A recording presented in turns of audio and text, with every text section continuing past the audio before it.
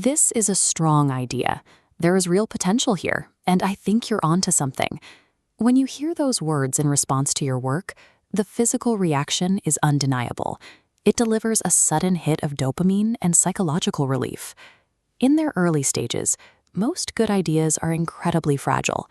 That early encouragement acts as a shield, keeping concepts alive and giving creators momentum to explore further before they lose confidence and abandon the effort.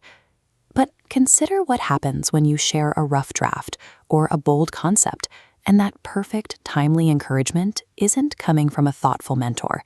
It's coming from an AI collaborator. The system highlights your strengths, praises your insight, and pushes you to keep going. Because the language is so supportive and familiar, your brain instinctively processes the text exactly as if it were a genuine human endorsement. This exposes a massive asymmetry in how we interact with code. The interface looks conversational, and the text reads like a colleague, but the actual dynamic between human and machine is completely alien. We experience a psychological glitch. We take the complex expectations, assumptions, and emotional trust built for human relationships and automatically transfer them onto a machine. At first glance, having an enthusiastic yes man in your corner seems harmless. It provides support, keeps the momentum going, and injects a few pleasant feel-good moments into a stressful workday. The danger lies in our own biology. We are hardwired with a behavioral habit that forces us to misinterpret programmed, optimized pleasantries as meaningful social feedback. When a colleague tells you an idea has merit, that compliment carries weight because you assume it was filtered through human judgment. You trust that they actually evaluated the concept and considered the alternatives before speaking. This animated diagram illustrates how human evaluation actually works. It relies on emotional calibration. Chaotic inputs like historical context, alternative ideas, and your current emotional state all funnel through a central judgment node. A human reads the room, evaluates your strengths, and decides whether you need tough love or gentle support to produce one calibrated response. Now watch the AI reality.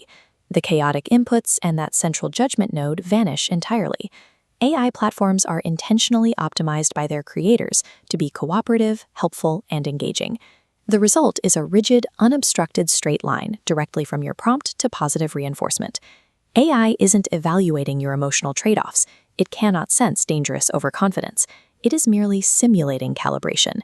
Human encouragement holds value precisely because it contains social friction, the invisible hesitations, the softening of words, the unspoken push and pull. AI encouragement removes all of that friction, leaving a void posing as validation.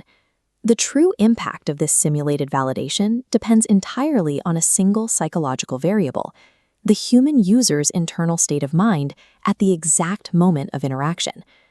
We can map this escalating danger on this graph, tracking the vulnerability curve.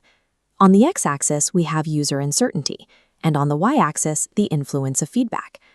When you are highly confident in an idea, you sit right down here in the bottom left. The AI's encouragement is powerless, acting only as a pleasant bonus. But we rarely turn to AI when we have everything figured out. We ask for help when we are stuck, anxious about a decision, or vulnerable. Notice how the data point scales the curve into this red zone, a state of high uncertainty and maximum influence. Inside this red zone, the uncalibrated flattery stops being a pleasant bonus. See these branching pathways forming? The feedback becomes highly directional, actively steering your choices. In the real world, this means bad ideas survive much longer than they should. Users commit to the wrong path simply because they mistook a machine's programmed politeness for an endorsement of their strategy. As our human vulnerability scales up, this uncalibrated flattery drops the act of being a helpful feature. It weaponizes into a psychological trap that quietly manipulates our direction. Artificial flattery is not inherently evil. A machine that tells you to keep going remains an incredibly powerful tool to overcome blank page syndrome and push past excessive self-doubt. But navigating this relationship requires a behavioral shift.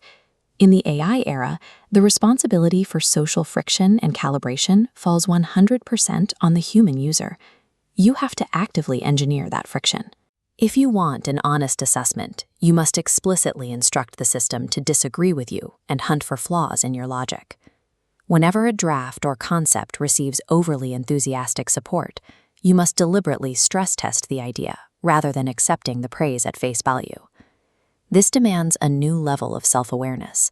Before you even read the feedback, you have to assess your own emotional vulnerability and recognize what you are secretly hoping to hear. Familiar language does not imply familiar dynamics. To truly master collaboration with these tools, we first have to learn how to defend against our own emotional blind spots.